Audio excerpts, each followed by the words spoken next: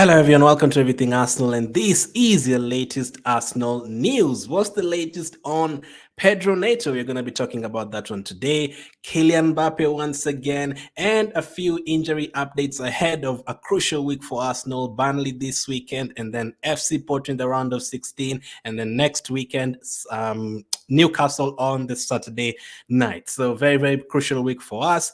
And injury updates concerning the likes of Thomas Partey. Thomas Partey again. I mean, it's so sad. You've had more injury update videos than actually like Partey did this or that in the game. I really hope this is the last injury update you're having for Thomas Partey. Really hope that he recovers. But you're going to get to that news. But first up, let's start with Pedro Neto. Let's start with the latest news on Pedro Neto. So, according to reports from Alex Cook, Wolves are willing to sell Pedro Neto to a club playing in the Champions League, providing they can generate a club record 60 million.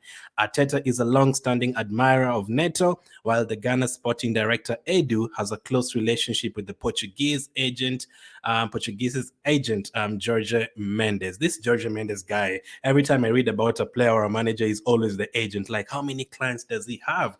But Pedro Neto is one of them, and Wolves have set their price to 60 million. Now, listen, if Pedro Neto was always fit, if he was a player who was always available, he is very good. He's definitely worth that price. Like players like Olise and Pedro Neto and even Eze, those tricky players, tricky wingers and tricky number 10s who are going to create several chances for you, and they're always going to give the fullbacks and the centre backs and central midfielders a tough time. Those players are not easy to find. Like players like Saka and Salah, it's not easy to find such kind of players. Yes, so in terms of that and his performances, as we saw against Man United a couple of weeks ago, the way he played against Chelsea the other day as well, he is a very, very good player. Definitely, if it's just in terms of quality, Pedro Neto is definitely worth 60 million, maybe even more. But there's only one problem: the injuries, injuries. The moment you sign a player for 60 million, I'm hoping that you're available for every single game. Now, Declan Rice, we paid 105 million for him. He's always available. Even Kai Havertz, we paid 65 million for him. He's never injured. He's always there. Ben White, 50 million. He's always there. When you pay that kind of price for a player, you always want him to be there. Always, always, always. It would be very unfortunate if you pay like 90, 80, 90 million for a player and they're never available. It would be sad. And even 60 million is tough. It's a tough position to be in, because basically you spend the money for a player to help your team improve, and then they're no longer there, and then you don't really get to hit your targets and whatever you've set for that season in terms of targets. So 60 million for Pedro Neto, that's way, way much. Now, maybe the reason I'd still want to see how he does between now and the end of the season in terms of injuries. If he plays the whole of the season without injuries, then maybe. But I'm pretty sure he's going to get injured again. And we've always had this kind of players, so many. We still have them right now. We can mention 10 of them from the top of the head: Rosicki, Cazorla, Wilshere, Diaby, right now, Tomiyasu, Zinchenko, Jesus, so many players with injuries. I can mention 10 of them, believe me. I can mention even 30, but I don't want this video to be 40 minutes long. It's so many players who get injured in Arsenal, and over the last 15, 20 years, we've had so many of them. Right now, we still have a few in the team that I don't want them to go, but we have to find a way like to, compensate for them being injured. So Jesus is very important in our team. We know he's going to be out for 3-4 games sometimes. We have to know how to compensate for him. I'd still keep him for next season. Same with Tomiyasu, players like that. Same with Zinchenko for me. But if you add another one again, that would be crazy. Now, it could be the reason why he gets injured could be the fact that every time he gets back, he's always playing for Wolves every single day. Now, that could be a reason. He could be like playing too many games for Wolves. Maybe if he comes to Arsenal and is only a backup and plays a few games here and Saka rests for a few games, Neto starts, maybe doesn't get injured as often. If he comes on in the 60th minute, maybe doesn't get injured as often. But if Neto comes to Arsenal, we are looking at him as a backup for Bukayo Saka. And if you have Bukayo Saka and Pedro Neto in an ideal world where none of them is getting injured, that is a very, very strong team. Very, very strong team. And in terms of quality, 60 million, very, very good signing. But in terms of the injury, it concerns me a lot. It concerns me a lot. Remember, even at the time of recording this, we have almost a 40 million signing in Timber who's injured, and we have a 42 million pound signing in Vieira, who's injured as well. So we have way too many injuries. And we've also spent 65 million on Havertz, who hasn't really convinced people this season. Can you really spend another 60 million on what if he comes to us and gets injured right away again and is out for 6-7 months? There's injuries that you can't afford. If a player goes and breaks his leg or gets an ACL and that, you cannot really prevent that. But if a player gets different niggly injuries here and there, that's a problem. But he's still young, and as they've said on this, he's has a close relationship with or Edu has a close relationship with the agent, so it would be easier for us. And Arteta is a long-standing admirer of Neto, so we've been linked to Neto, we've been linked to Nico Williams as well. I don't think we're going to get both, maybe one. I think this summer I think Declan Rice signing really sorts out our midfield position for a long time, because he's going to be there for 10 years or something at least, hopefully.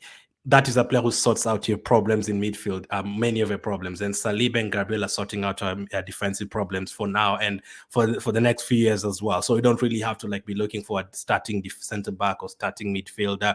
Yes, you might need backups here and there or different options, but those positions are kind of sorted for now. So we are kind of maybe looking. And if Timber comes back and Tomiyasu stays fit, we might not even need a fullback as well. So we'll be looking for a striker and the wing positions. And something that has always come out recently is the fact that Arteta hasn't really signed too many forward players during his Arsenal time. He signed a lot of defenders and a lot of maybe midfielders and creative midfielders and all that. But in terms of wingers and forward players, I think he's only signed one striker since he came in, Gabriel Jesus, not too many. So maybe this summer you're looking at getting a striker and a winger, something exciting. Usually defenders are good signings, but it doesn't really excite you in terms of, okay, we can't wait to see how it does.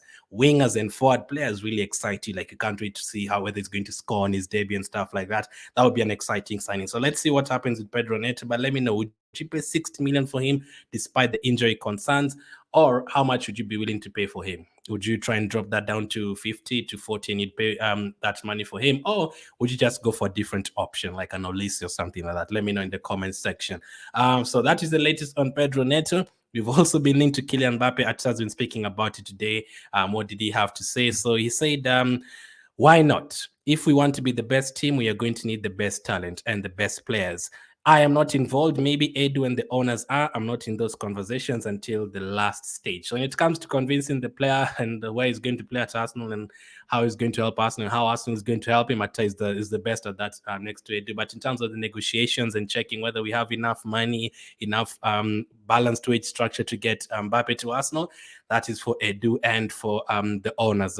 It will be exciting. I still do think he's going to go to Real Madrid. But I said, if he doesn't go to Real Madrid, why can't we be second on that list? I gave my thoughts on Mbappe yesterday. I'll link the video in the community, not the community tab.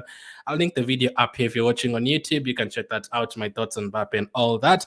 There's two parts, man. There's a part of me that says, of course, you have to get Kylian Mbappe, and there's a part of me that says, are you sure, man? Are you sure about you have such a humble community right now in the team? Would you like to add a player like Mbappe? Would he disrupt that? Let me know. You can check out that video. So that's the latest on Kylian Mbappe. I'm sure I would want him. I mean, if you get someone like a Kylian Mbappe and everyone else stays, like Martinelli and Saka, you have such an exciting team. And Mbappe would be a surprise signing for everyone. I'm telling you, if you see Mbappe in an Arsenal shirt, all the other rival fans will be like, oh my God, Arsenal are signing Mbappe now. They will not believe it, because we've never really been a team in that conversation over the last 10 years. Back in the day, maybe. But as of the last 10 years, we aren't really competing with Man City and Real Madrid and Bayern Munich for players. Right now, we are there, especially if we end up winning a big trophy this season. We just book ourselves even, we get ourselves into an even more convincing and more powerful position, pretty much. If we can secure a big trophy this season, we might attract the players like Osman and players like that ahead of Chelsea, ahead of PSG and all that. But that's the latest on Kylian Mbappe. What about the players that we have at Arsenal right now? Who's going to be available for the Burnley game and who is going to be available for the FC Porto game? Well, looks according to reports that Thomas Partey could be available for that game against FC Porto, but we're not still 100% sure. So according to these reports, I understand that Thomas Partey will be back in the coming days. There's a chance that he makes the squad for the FC Porto game. So he might make the squad, but in terms of playing and starting, I don't think so. But in terms, I think we can still survive that FC Porto game without Partey. I did say back in December, I know Partey is injured, but I'd still keep him at Arsenal for this season. even if it means it just comes back for March and April and May, even 5, 6 games, and really helps us in the games against Man City. And I was hoping Liverpool and a Champions League quarterfinal if possible. That would be great. The FC Porto games and those teams, like the teams we are playing in the next few weeks, Burnley, Sheffield, I think you can survive without Thomas Partey. But the crucial games where the pressure is there. Last season, the last 2 seasons, we lost Tomiyasu and Partey at a very, very, very crucial stage. If we can have Partey for that running, that would be good. It doesn't even have to start, even if it means just having the option of Partey on the bench to come on for 30 minutes and some games starting next to Declan Rice, maybe even Jorginho. Why not? This is what Arteta had to say about the injury situation right now. The update is that some of them have been progressing better than others. Some of them done a few bits this week, and I'm positive we are going to get a few back for tomorrow. At the moment, none are ruled out to face Burnley. So in terms of the players he's talking about, Tomiyasu, I think he'll definitely be in the squad for Burnley because he was not injured. Gabriel Jesus, he's not been ruled out yet. He might make the team. I wouldn't start him though. I'd keep him for the FC Porto game. Zinchenko might be back as well. So he's talking about those 4 players: Partey, Zinchenko, Jesus, and Tomiyasu. None of them has been ruled out, but none of them has been confirmed to be in the squad. But I'm pretty sure Tomiyasu will definitely be in the squad. The other 3, I don't think Partey will be there, maybe for the Champions League game. Zinchenko and Jesus, they might make it for the bench for this Burnley game, but I don't really need them for this Burnley game. And the other player that is not, I don't think is mentioned in that, but we have a good update on him is Fabio Vieira. According to Mikel Arteta, he's very close. He's been training already for a few days with the team, so I think he's very close. He's evolved probably faster than we expected, and he's in a good place. There's a chance he could be in the squad against FC Porto. So that is his former team. That would be huge. That would be huge for us if we can make that FC Porto game. That is his former team. To have him as an option from the bench, that would be great. As I said, last week we beat West Ham 6-0. Great to give Nwaneri a chance. Great to bring in Cedric, Elneny, Nelson, Ketia, all that. It was great.